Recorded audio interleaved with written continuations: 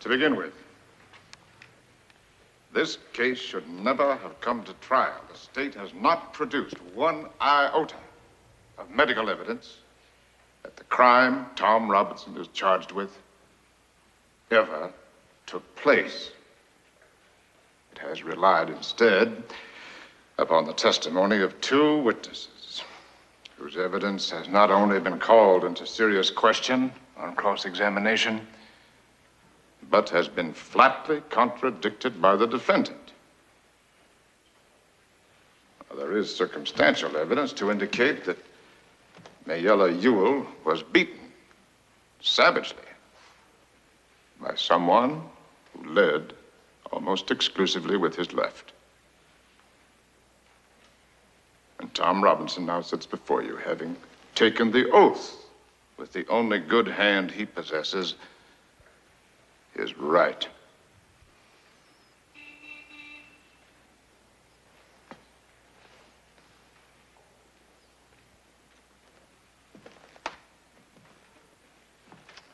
I have nothing but pity in my heart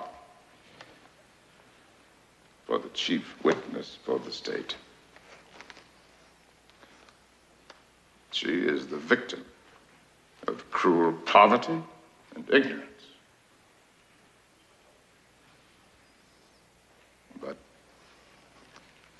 my pity does not extend so far as to her putting a man's life at stake, which she has done in an effort to get rid of her own guilt. Now, I say guilt, gentlemen, because it was guilt that motivated her. She's committed no crime. She has merely broken a rigid and time-honored code of our society. A code so severe that whoever breaks it is hounded from our midst, is unfit to live with. She must destroy the evidence of her offense. But what was the evidence of her offense? Tom Robinson, a human being. She must put Tom Robinson away from her. Tom Robinson was to her a daily reminder of what she did. Now, what did she do? She tempted a Negro. She was white, and she tempted a Negro. She did something that in our society is unspeakable. She kissed a black man, not an old uncle, but a strong, young Negro man. No code mattered to her before she broke it, but it came crashing down on her afterwards.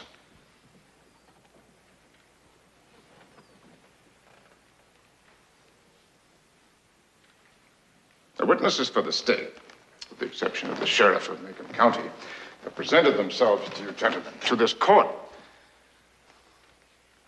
in the cynical confidence that their testimony would not be doubted.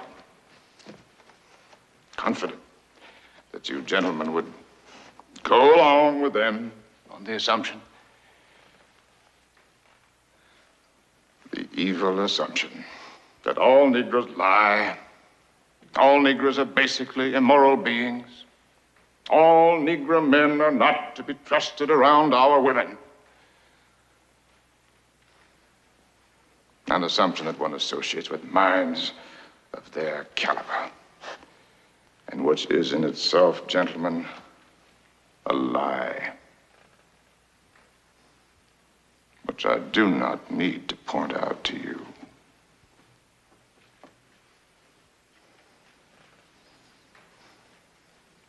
And so, a quiet, humble, respectable Negro who has had the unmitigated temerity to feel sorry for a white woman has had to put his word against two white peoples.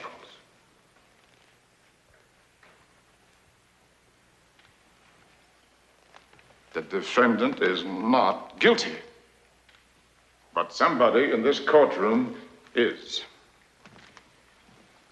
Now, gentlemen, in this country, our courts are the great levelers. In our courts, all men are created equal.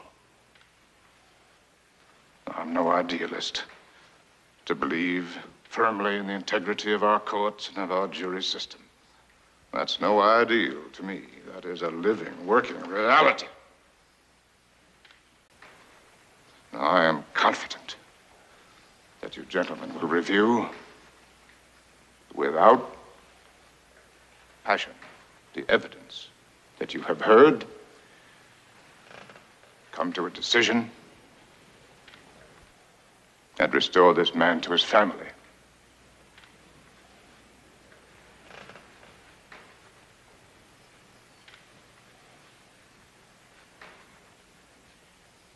In the name of God,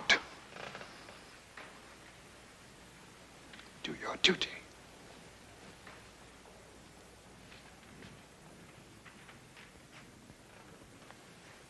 In the name of God, believe